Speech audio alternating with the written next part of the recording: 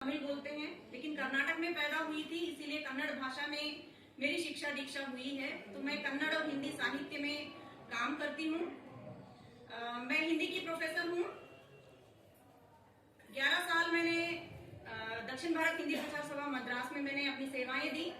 उसके बाद 2011 से 15 साल हो गए हैं। मैं अंडमान निकोबार द्वीप समूह के अलग अलग महाविद्यालयों में संघ लोक सेवा आयोग द्वारा चयनित होकर मैं वहां के महाविद्यालयों में पिछले 15 साल से कार्यरत हूँ।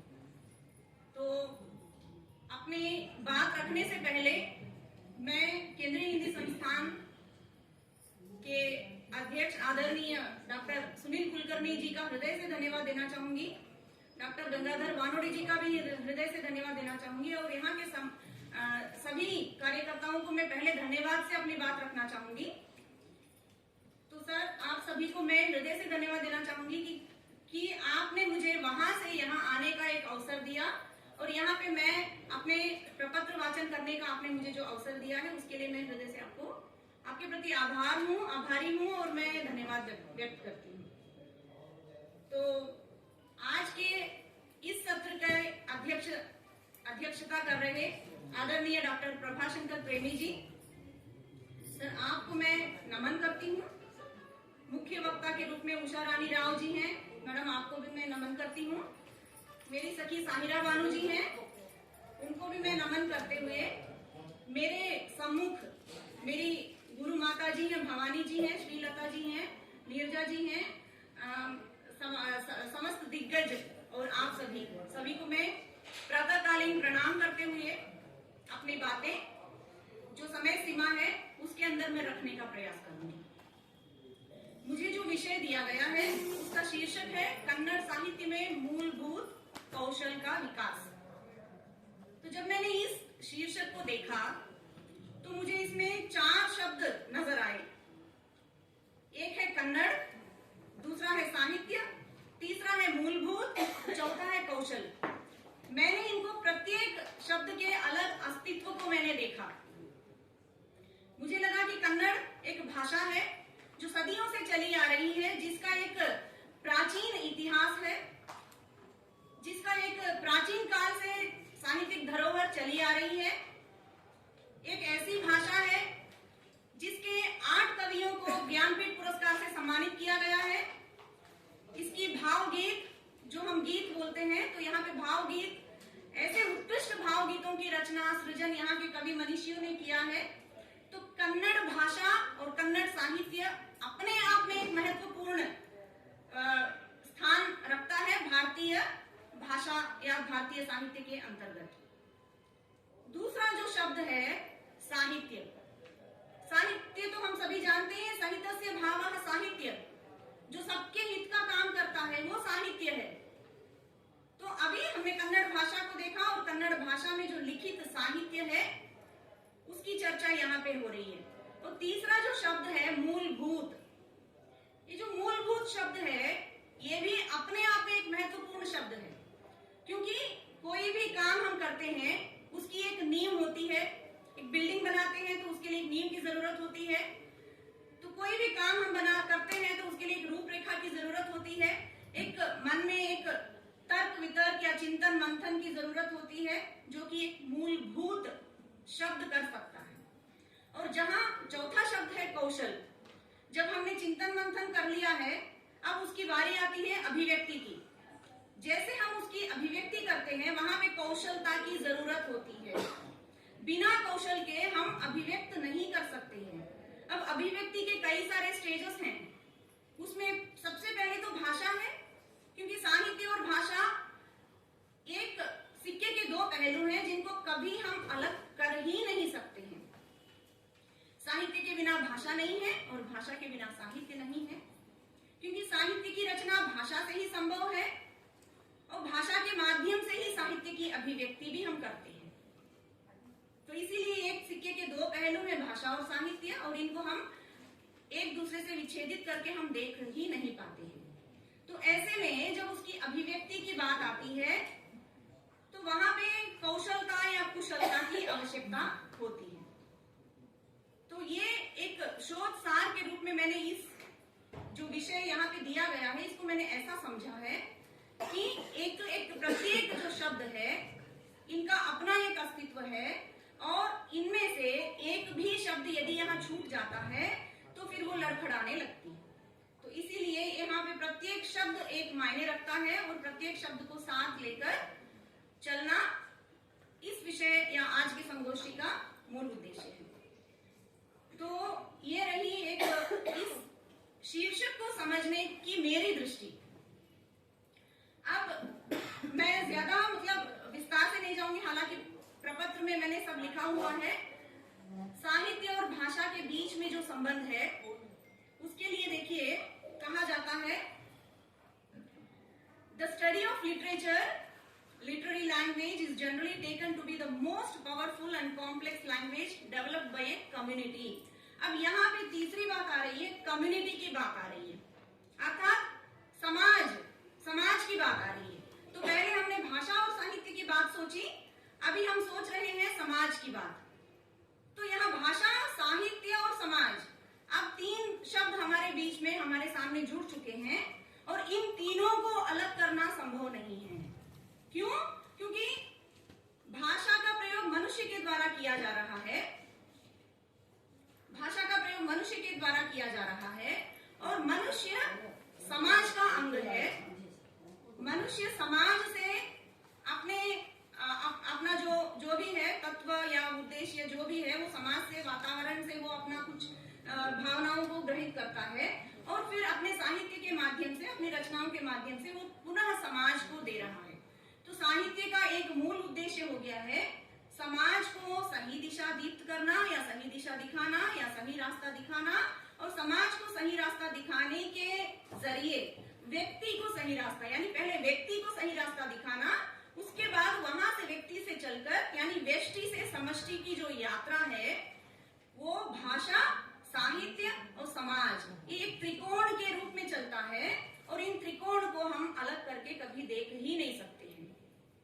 इसीलिए जब भी हम साहित्य की बात करते हैं, जब भी हम भाषा की बात करते हैं, तो वहां समाज उपस्थित है। वहां पे समाज की कल्पना हम साहित्य और भाषा से इतर होकर हम नहीं कर सकते हैं। उसी प्रकार भाषा और साहित्य की कल्पना हम समाज से इतर होकर नहीं कर सकते हैं। तो इसीलिए भाषा विज्ञान के अंतर्गत समाज भाषिक संदर्भ या समाज सोशियो लिंग्विस्टिक्स जिसे कहा जाता है, उसकी जो उपयोगिता है वर्तमान काल में, उसकी एक भाषा विज्ञान की एक शाखा के रूप में समाज भाषिक अध्ययन को भी बहुत अधिक महत्व दिया जा रहा है। कल मेरी सखी ने कहा था अनुप्रयुक्त भाषा विज्ञान। तो जो भी आज हम कौशल विकास की बात कर रहे हैं, ये सारी बातें अनुप्रयुक्त भाषा विज्ञान के अंतर्गत ही आ रही हैं। तो अभी हमें जब हम कौशल की बात करते हैं, कौशल हम कहाँ किसके माध्यम से अभिव्यक्त कर रहे हैं? हम भाषा के माध्यम से अभिव्यक्त कर रहे हैं। तो भाषा एक ऐसी कसौटी है जिसमें यदि आपको अभिव्यक्ति करनी है तो पहले अपनी भाषा को मांझने की जरूरत है, क्योंकि हम सभी जानते हैं कि बोलने की भाषा अलग है, मौखिक भाषा अलग है और लेखन की भाषा अलग है।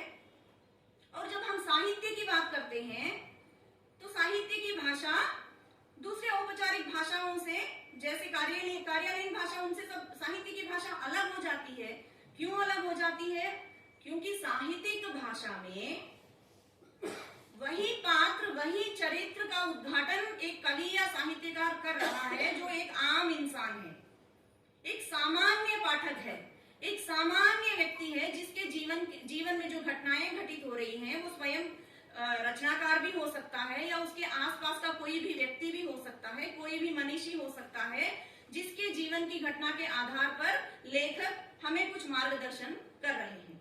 तो ऐसे में उसमें विशिष्ट भाषा का भी प्रयोग हो रहा है, सामान्य भाषा का भी प्रयोग हो रहा है, पात्रानुकूल भाषा का भी प्रयोग हो रहा है, सांकेतिक भाषा का भी प्रयोग हो रहा है, रिश्ते नाते शब्दावली का भी प्रयोग हो रहा है, गंभीर भाषा का भी प्रयोग हो रहा है, आंगिक भाषाओं का भी प्रयोग हो रहा है।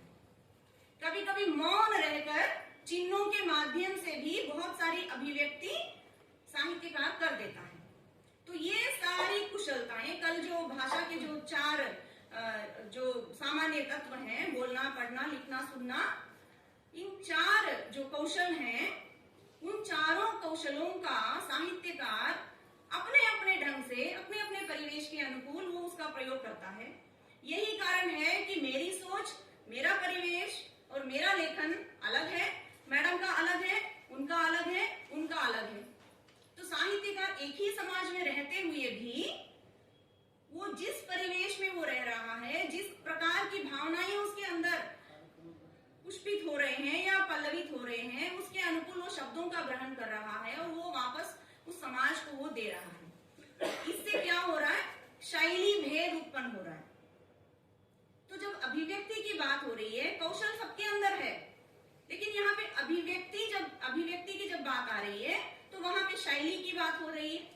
तो एक एक कवि के ऊपर, रचनाकार के ऊपर और उनके ऊपर समाज का जिस तरह का प्रभाव है, जिस तरह के भावों को उन्होंने ग्रहण किया है, जिस तरह भाषा को उन्होंने अपने जीवन में एक कसौटी के रूप में माना है और जिस तरह भाषा को उन्होंने मांझ के रचनाकार ने भाषा को ग्रहित किया है, तो कभी कभी सामान्य भाषा का प्रयोग करते हुए भी उसमें बहुत गहरी मार्मिकता उत्पन्न कर जाती है। तो ये साहित्य के माध्यम से ही संभव है। और साहित्य ये भी करता है, भाषा कौशलों का विकास तो साहित्य के माध्यम से होता ही है, साथ में बच्चे के अंदर जो स्मरण शक्ति है, हम बचपन में जो गीत संगीत के माध्यम से जो हमने सुना था, जो हमारी शिक्षिकाओं ने हमें बताया था, वो आज भी कहीं ना कहीं दिमाग में चलते रहता है। और इसके साथ साथ स्मरण शक्ति के साथ साथ भाषा को कैसे कहाँ प्रयोग करना है, ये भी एक शिक्षा का ही माध्यम है। और शिक्षा के माध्यम से यदि इस बात को बच्चे के अंदर हम बहुत ठीक तरीके से इसको सिखा देते हैं, तो फिर भाषा शिक्षण में मुझे लगता है कोई भी कमी महसूस नहीं होगी। आजकल हम शिक्षकों के रूप में हम ये देखते हैं कि बच्चे ना हिंदी ठीक से लिख पाते हैं, ना अंग्रेजी ठीक से लिख पाते हैं। लिखावट में बच्चों को कहीं ना कहीं कमी हो रही है और पढ़ने में भी, पठन में भी बच्चों को मुश्किलें, बाधाएं आ रही हैं। तो हमें इन चार कौशलों को कहीं ना कहीं हमने पीछे छोड़ दिया है। पहले मैं जब स्कूल में पढ़ती थी तो हर दिन ये होता था कि भाषा के टीचर जब आते थे तो पहले एक लेसन हमें पढ़ने के लिए कहा जाता था, वो कविताओं को रटा देते थे, तो इससे हमारी स्मरण शक्ति बढ़ जाती थी। लेकिन आज ये जो शिक्षा व्यवस्था है या जो भी आजकल जो हम पालन कर रहे हैं, उसमें रटने रटाने की ऐसी कोई बात ही नहीं है, जिसके कारण बच्चे के अंदर की जो स्मरण शक्ति है वो कम होती जा रही है। और दूसरी तरफ कल्पनाशीलता नहीं है, कल्पना करने के लिए हम स्थान ही नहीं दे पा रहे हैं। कहीं ऑब्जेक्टिव टाइप का क्वेश्चंस भी दिया जा रहा है तो बच्चों को लग रहा है कि चलो टिक लगा दे, अंटी मंटी चावल घंटी गज का पेपर डाम डूम डुया डुस, जहां डुस आया तो टिक लगा दो। हम लोग करते थे बचपन में, इसीलिए बोल रही हूँ। ऐसे मतलब ये सब सारे खेल होते थे, हमारे बीच में भी होते थे, जो आजकल बहुत ज्यादा हो गया है। तो अभी हम नेशनल जो टेस्ट एनईटी नेट का जो एग्जाम लिखते थे, पहले व्याख्या के रूप में प्रश्न दिए जाते थे, आप विश्लेषणात्मक उत्तर लिखना होता था। आजकल वो सारा हटा दिया है, जिसके कारण आज क्या हो रहा है, बच्चे के अंदर जो पढ़ने की क्षमता है, बोलने की क्षमता है, लिखने की क्षमता है, एक भाषा शिक्षक होने के नाते मैं देख रही हूँ कि मेरा बच्चा न ठीक से किसी भाषा को पढ़ पा रहा है, न किसी भाषा को लिख पा रहा है, न किसी भाषा को बोल पा रहा है। तो ये कमी है, क्या शिक्षकों की कमी है या फिर छात्रों की कमी है या हमारे जो व्यवस्था है उसकी कमी है? इस बात पे सोचने की जरूरत है। मैं आगे अभी कन्नड़ साहित्य में किस प्रकार से हम वो भावना को पैदा कर सकते हैं, एक दो उदाहरण के साथ मैं अपनी बात को समाप्त करना चाहूंगी। ऐसे एक भाषा शिक्षक की क्या भूमिका हो सकती है? देखिए, बसवन्ना का आप सभी ने नाम सुना ही है। बसवन्ना बहुत प्रसिद्ध वचन साहित्यकार थे। उन्होंने बहुत आंदोलन किया था, जाति भेद, जैसे हम कबीर की बात करते हैं हिंदी साहित्य में, तो बसवन्ना ने ऐसे आंदोलन किया था। उनकी जो कुछ उन्होंने जो भी बात कही थी उसको वचन कहा जाता है। तो उनका एक वचन है, उच्चारण यहाँ पे बहुत मायने रखता है। जब हम एक भाषा शिक्षक को उच्चारण सबसे ज्यादा मायने रखने वाली बात होती है, हमें उच्चारण पर ध्यान देना होता है। देखिए, कळबेड़ कोलबेड़ हुसिय नुडियलु बेड़ मुनियबेड़ अन्यर कंडरे असह्य पडबेड़ तन्न बण्ಣಿಸಬೇಡ इदिर हळियलु बेड़ इदे अंतरंग शुद्धि इदे बहिरंग शुद्धि इदे नम्म कूडल संगम देवन ओलिसुव परि। इसका मैं अर्थ भी बताऊंगी आपको। पहले मैं भाषा पर जा रही हूँ, शब्द पर आप, वर्ण पर आप ध्यान दीजिए। पहला जो शब्द है कला, ला ला ला का उच्चारण है, कला बेड़ा, यानी चोरी नहीं करना है। कोला बेड़ा, अब यहाँ पे ला है, ला का उच्चारण है। यदि वहां पे बच्चा ला के बदले दूसरे शब्द में ला के बदले यदि ला का उच्चारण करेगा, कोला बेड़ा, तो कोला मतलब पांड, सरोवर, तालाब, जो भी आप बोलिए, अर्थ बदल जाता है। तो भाषा शिक्षकों को इन बात पर बहुत ज्यादा ध्यान देने की जरूरत होती है कि हमें शब्दों का उच्चारण सही करना है। और पहला शब्द है कला बेड़ा। अब यहाँ पे ला के बजाय हम यदि ला का उच्चारण करते हैं कला बेड़ा, तो यहाँ पे कला यानी मिक्सचर, अर्थ का अनर्थ हो जाता है। तो इस बात पे हमें बहुत सावधानी से बच्चों को सिखाना है, कला बेड़ा, कोला बेड़ा। अब यहाँ पे एक और शब्द है बेड़ा। बेड़ा का यदि मैं भाषिक तौर पर विश्लेषण करती जाऊंगी तो बेड़ा एक नकारात्मक शब्द है। यानी हिंदी में यदि हम बोलते हैं मत करो, मत, बेड़ा, नहीं करो, अब मत करो, मत करो ना, क्यों करते हो, कितने सारे तरीके से हम इसको अभिव्यक्त कर सकते हैं। तो यहाँ पे एक बेड़ा शब्द एक नकारात्मक शब्द होने के बावजूद बसवण्णा ने इसे एक सकारात्मक ढंग से प्रस्तुत किया है। और ये जो पद मैंने अभी जो वचन आपके सामने प्रस्तुत किया, एक संबोधन शैली में लिखा गया है।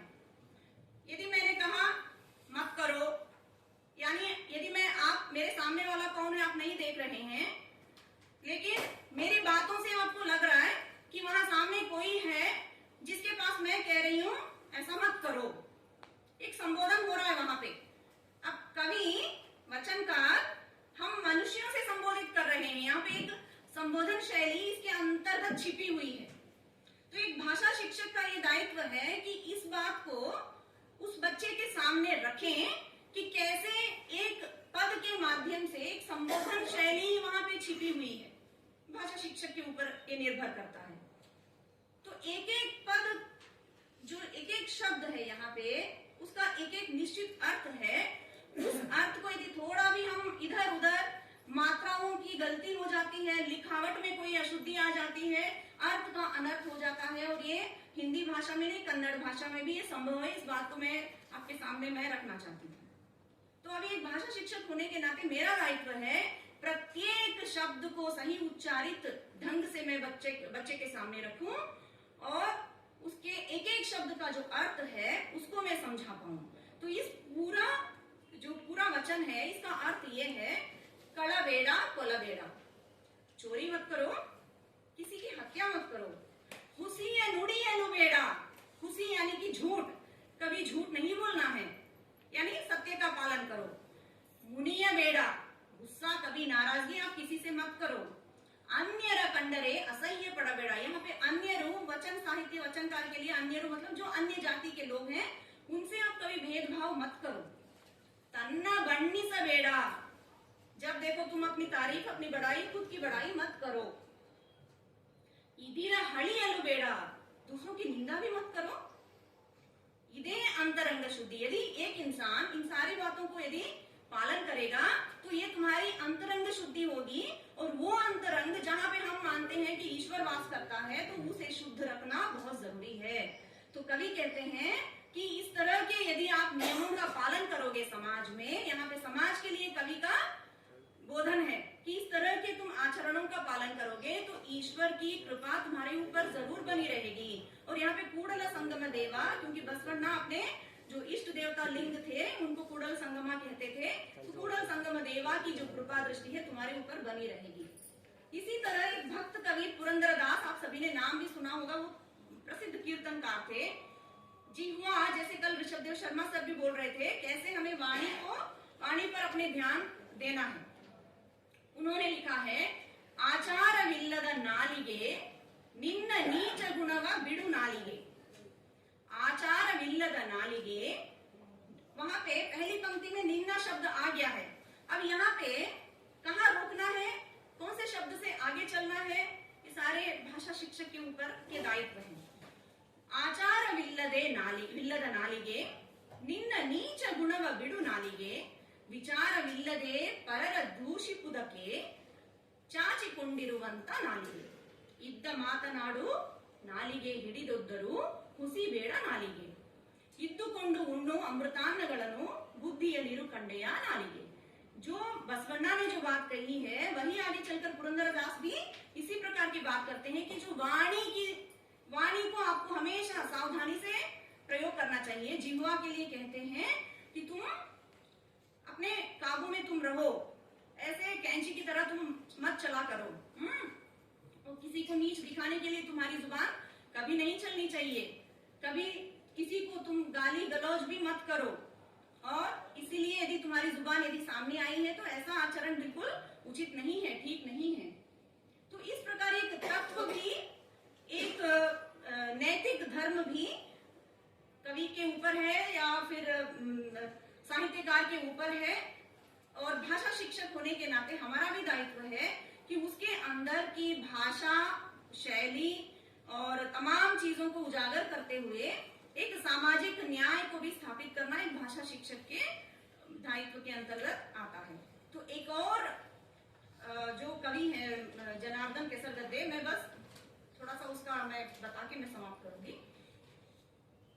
देखिए, ಮಸಣದಲ್ಲಿ ಗಿಡವ ನೆಡು ಬೆಳೆದು ಹಣ್ಣು ನೀಡುವುದು ಎಲ್ಲ ಮಣ್ಣಿನಲ್ಲಿ ಹೊನ್ನು ಇದೆ ತಿಳಿದುಕೋ। ಮಸಣದಲ್ಲಿ ಗಿಡವ ನೆಡು ಬೆಳೆದು ಹಣ್ಣು ನೀಡುವುದು।